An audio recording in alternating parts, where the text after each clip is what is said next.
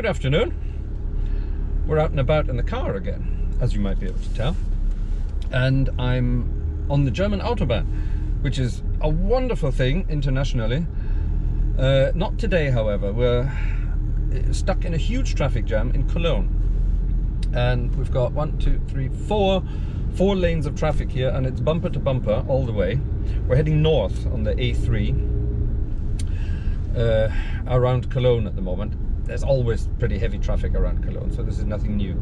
And funnily enough, all the people on the southbound carriageway, that's all pretty free at the moment, which is not normal. But about 20 kilometers down the road, down the road, they're going to head into a huge traffic jam. Those are all the people going south on holiday. I'm not quite sure why it's so busy in this direction, heading north. Maybe the north of Germany is in this year for holiday destinations. Can't imagine why. Actually, that's wrong. It's bad to say that. It's actually a very lovely part of the world, so why not? Anyway, where are we heading? Well, we're heading to a place called Duisburg, which is one of those sort of industrial cities around the Ruhr area in Germany. And Duisburg is actually where the Ruhr meets the Rhine, two big sort of rivers here. And during the post-war industrial, not revolution, but sort of industrial rebirth of Germany, as it were, Duisburg was one of those great centers. And we're heading to a part of Duisburg called Duisburg-Hamborn, and to a little church there called the Friedenskirche, that's the Peace Church, and we're going to visit the organ there. And it's quite a small organ. It's 2 manuals, 22 stops, I think. It's been in the church since the 70s. The church itself has existed for about 140 years now, and the original organ, funnily enough, was a pneumatic action organ that lasted all the way up until the 1950s and 60s, when finally it sort of disintegrated. It survived through both world wars, which is quite rare considering that part of Germany. It lasted throughout that period, and in the 60s the church decided we need a new organ. And at the beginning of the 70s, this new organ was installed. It's a mechanical action organ now, again from a German organ builder called Eule, which actually means owl, also like the bird owl. Anyway, Eule, and they installed the organ there, I think, in 1974. And in the 90s, it was added to. A trumpet was added, and as far as I can tell from researching this on the internet, the trumpet was donated to the organ by a rather wealthy individual. Now that's a rather lovely story, because it just goes to show that sort of even in this day and age, people are still willing to donate things like that to certain causes. Now I know in America that's fairly normal. Sort of entire organs can be donated by wealthy individuals, but over here it sort of has gone in and out of fashion.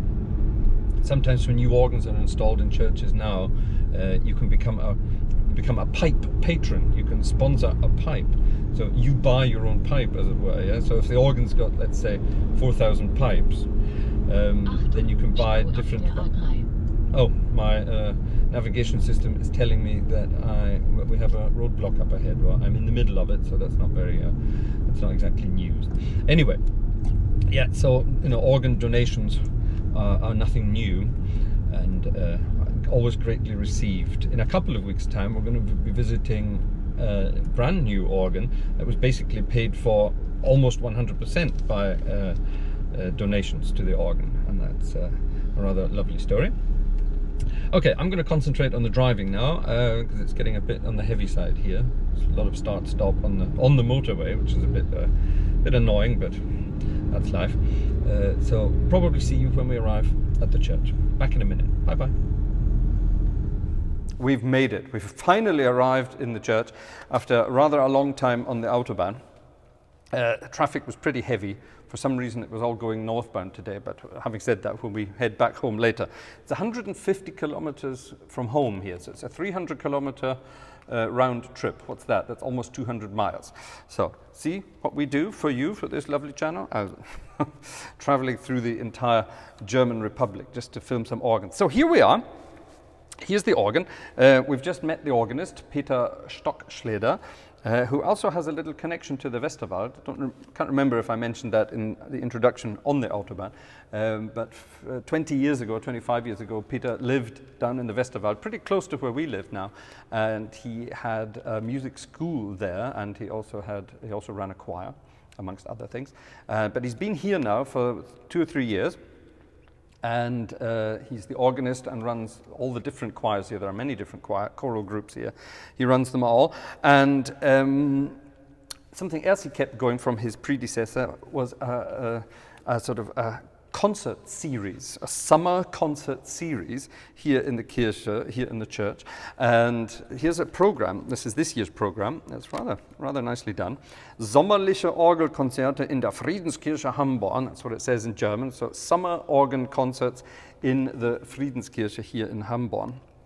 And they started last weekend, middle of July, and they go on until pretty much end of August. There are 4, 5, 6 concerts altogether, I think. Six concerts altogether.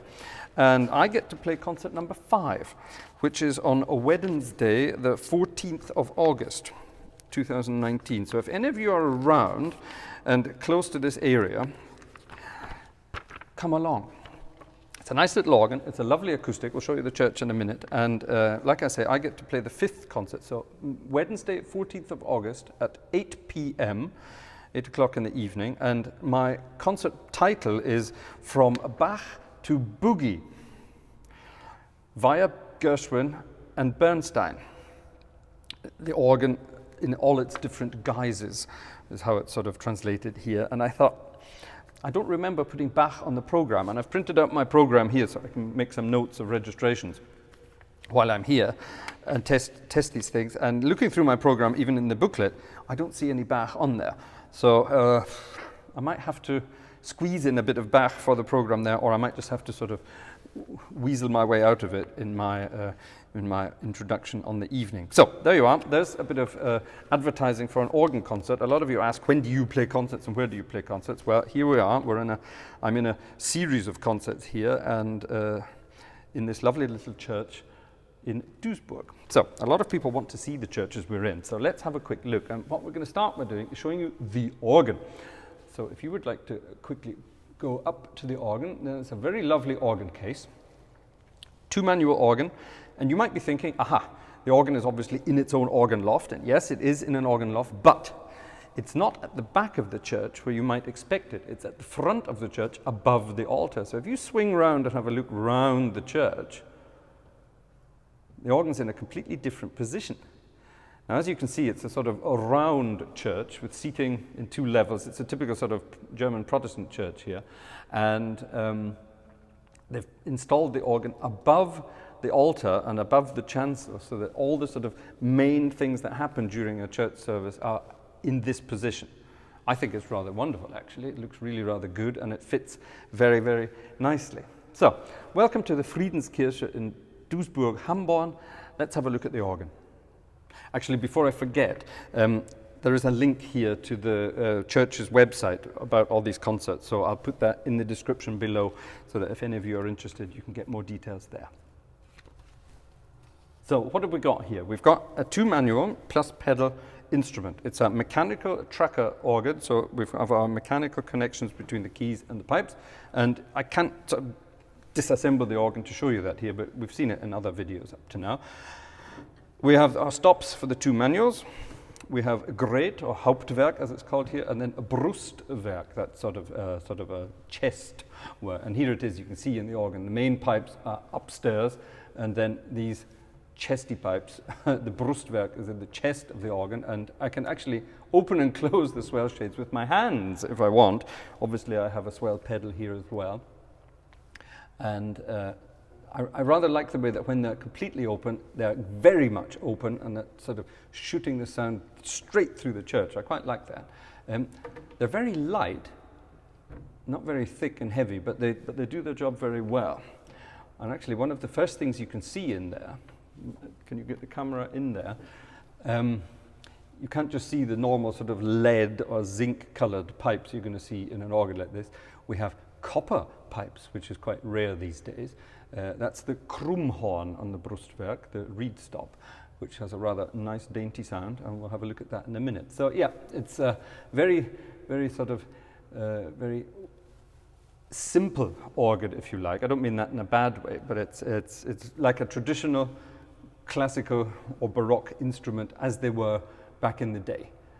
So let's have a quick look through the different stops we have on the organ. And one of the first things I want to show you is actually quite rare in the organ world, and it's a tremulant on both manuals. Now, some of you are going to say, yeah, I've got tremulants on my manuals as well, but in the German tradition, you don't often find a tremulant on the Hauptwerk, on the grate.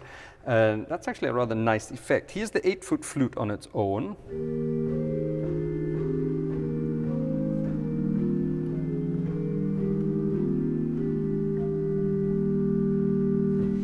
And then with the tremulant, that gives us this nice sort of vibrato effect.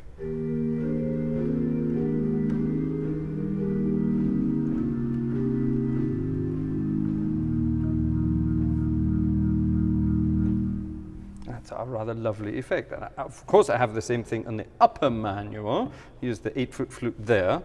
And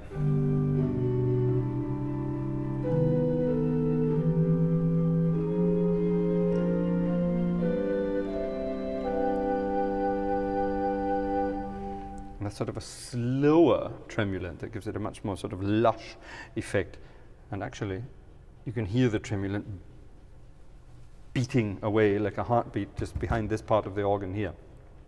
A tremulant is just basically sort of a wind chest, where the wind comes in on one side, it's sort of interrupted in the middle and starts vibrating, and the whole thing shakes about. So the air that goes out of the other side into the pipes is then has this sort of wobbly vibrato effect on it. Theatre organs, cinema organs, are based around a tremulant sound, and in church organs, they've always been there, but they've always been much more sort of gentle. The idea is it gives the sort of the sound a more natural sound, like a violin player would have a natural vibrato when they're playing, or if a flautist, professional flautist is playing, they're going to have that sort of natural vibrato in their airflow. And so we have that on organs as well. So anyway, those are our tremulants. What about the standard sounds? Well, obviously we have our principal sound.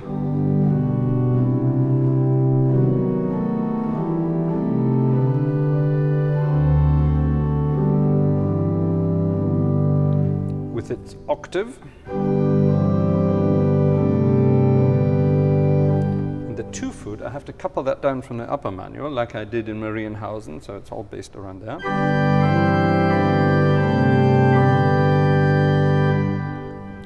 I can add a quinte, a nasat as it's called here, 2 2/3, so that's my octave higher, half an octave as it were, the G sounding at the same time as a C.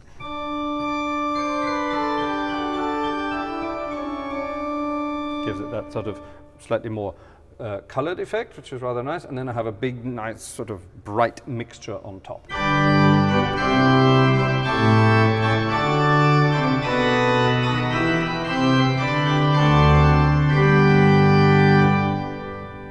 And then our specially donated trumpet to round the whole thing off.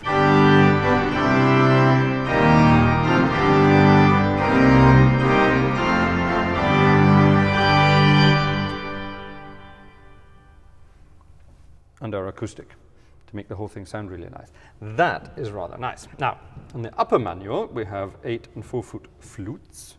Oh, sorry. Let's not couple them.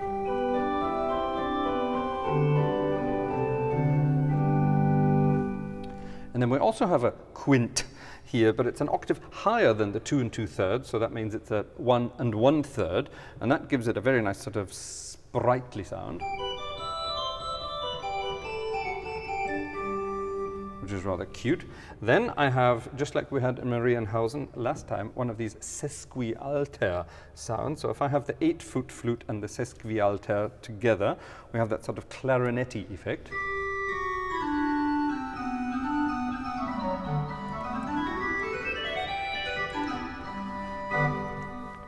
If I can get my fingers in the right place at the right time, it would sound even better. Even better than the sesquialter effect, I have a Krummhorn, and those were the copper pipes we saw a minute ago, and that's a lovely sort of nasally reed sound.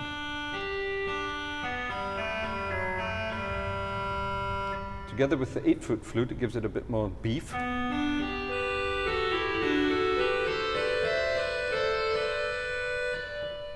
What's rather nice is a Krummhorn with a 4-foot flute. That gives it a much more sort of nasal sound.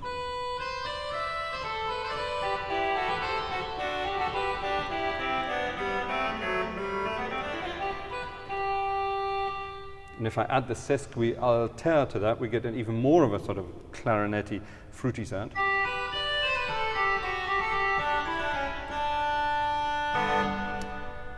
It's quite a cheeky sound, actually. I'm going to be using that for some of my jazzy interpretations.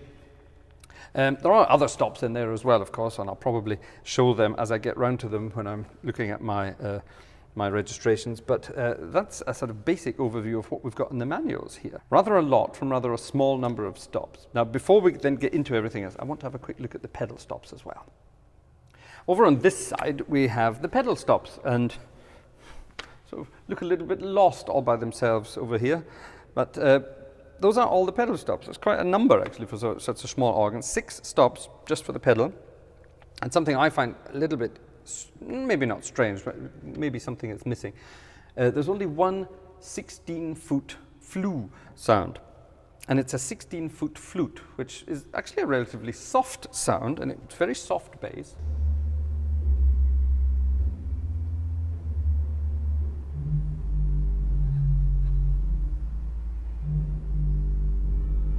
But as you get down into the lower regions, it sort of begins to fill out a little bit. So it's quite a large-scale sub-bass, as far as I can tell. There's an 8-foot flute that goes with it, which I think has a lovely chiff as we get to the higher regions.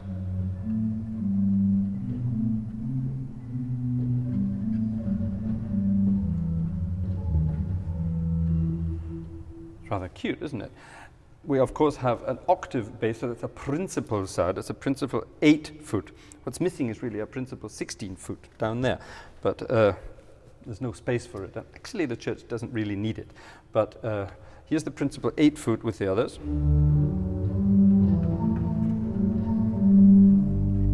And a 4-foot principal on top of that.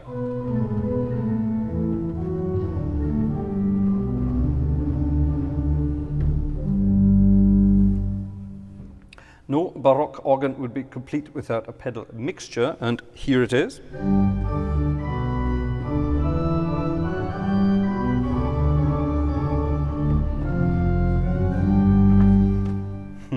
Something different there. And there's a big, fat 16-foot trombone, or as it's called here, posaune, 16-foot posaune to round it all off.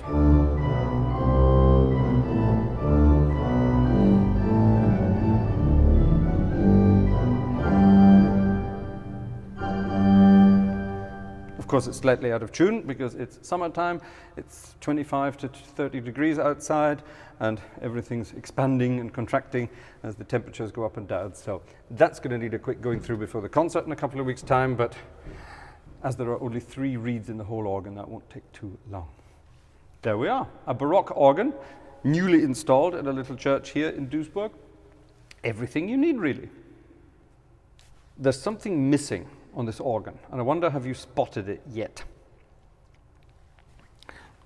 I don't have many things to help me when I'm playing here. I've got my swell pedal there, and I've got my couplers, which I've either got here with the feet, or, as you can see them moving automatically, I can do the same thing with the hands. And I don't know if you can hear that, but it's all, yeah, it's very sort of clunky mechanics here. You've really got to get in there and use your muscles to make these things move. And it's the same with the stops. If I want to pull on these 2 stops, I really have to get in there and pull hard, push hard to get it. Yeah, it's not sort of all very dainty and light. My missus just tried moving the stops herself and couldn't believe how heavy it was to do. I like that because you really have to do something when you're playing this organ. Now, when you're playing a sort of concert of mixed music like I'm going to be, it's handy to have pistons or a sequencer or registration aids to do this. There's nothing here. You have to do everything by hand. So if I'm playing a sort of complicated, fast piece that requires lots of registration changes, then I've got to get in there and do them. That might mean hitting things with my elbows or pulling them out with a hand here while I'm trying to play with the other hand and things. So, you know, it's real hands-on stuff here. Back to the roots, organ playing. It's sort of like driving a classic car as opposed to driving a modern car. In a classic car, you have to do everything yourself by hand. There are no sort of aids to help you make it easier. And you know, in modern cars, you have all these lane assisteds or cruise control assisted, adaptive cruise control, even automatic driving and steering and things like that. And here, you've got nothing. You have to do everything yourself. And it's really meaty to get in there to do it, like I said before. I actually like that. And it's a sort of a different challenge when you have to play concerts on these organs. You know, sort of other concerts that I play with modern organs. Sometimes I can even do the programming at home. I sort of get a list of all the stops and a little program, and I can sort of program my own combinations, save it on a little sort of memory stick, plug that into the organ when I arrive, and all my combinations are there. Here, of course, I have nothing. So when I'm playing my pieces, for example, the first thing, I'm going to open the concert with Bernstein's Wrong Note Rag, which is a sort of a funny little number of his full of wrong notes. It's to get the audience going. They've never heard this kind of music on the organ before, so I want to sort of really shock them in the first number. And that piece normally includes all sorts of registration changes and loud bits and quiet bits and melodies and funny noises and things like that. And here, I've got to sort of completely rethink my technique to work it out for this organ, and that's actually going to be fun. So that's why I'm here today, not just for the video to present the organ to you, but I need some time at the organ to think how I'm going to do these things. I love it actually. It sort of takes you, like I said, back to the roots of sort of basic organ playing. Well, I've worked through my program and I've got a few good ideas of how it's going to work. Some pieces are quite easy because they're a bit slower or a bit easier, and I don't have too many changes, but some of them are rather complicated, and I've got rather a lot of sort of jumping around to do, changing registrations here or there, but that adds to the fun, and especially to the viewers of the concert. People can sit upstairs and sort of see me playing while I'm doing my concert, and it's going to be quite interesting for them to watch what's going on there. I'm going to play something from my program for you, obviously, but I've got to be careful here for copyright reasons that I don't infringe on anyone's copyright. So I'm going to play one of my own little pieces. It's one of my sort of improvisations that I regularly play in these jazzy concerts. And it's a Boogie Woogie on the organ. And a lot of people in a lot of comments when I play other jazzy stuff, they sort of say, can you really play Boogie Woogie on an organ? Well, yes, of course you can. And I'll show you in a minute.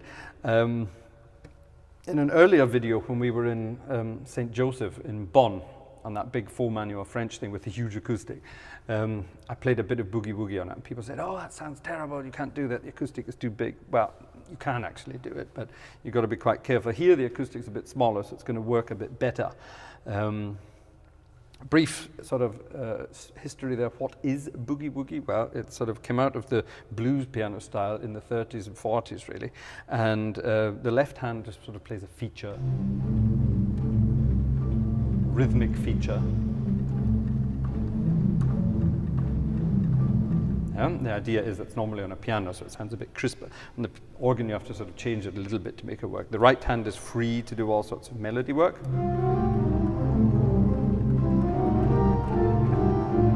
Or big chords if you want to play sort of big band style. All that stuff is possible. You have feet.